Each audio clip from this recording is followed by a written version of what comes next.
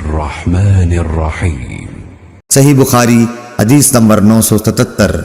یحییٰ بن سعید قطان نے سفیان ثوری سے بیان کیا، کہا کہ مجھ سے عبد الرحمن بن عابس نے بیان کیا، کہا کہ میں نے ابن عباس رضی اللہ عنہ سے سنا، ان سے دریافت کیا گیا تھا کہ کیا آپ نبی کریم صلی اللہ علیہ وسلم کے ساتھ عیدگاہ گئے تھے؟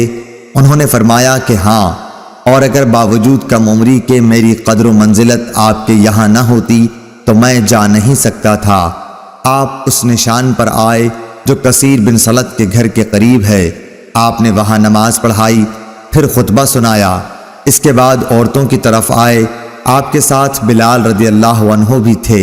آپ صلی اللہ علیہ وسلم نے انہیں واعظ اور نصیحت کی اور صدقے کے لیے کہا۔ چنانچہ میں نے دیکھا کہ عورتیں اپنے ہاتھوں سے بلال رضی اللہ عنہ کے کپڑے میں ڈالے جا رہی تھیں۔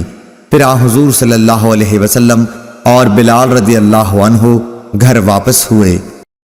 اللهم صل على محمد وعلى آل محمد كما صليت على إبراهيم وعلى آل إبراهيم إنك حميد مجيد اللهم بارك على محمد وعلى آل محمد كما باركت على إبراهيم وعلى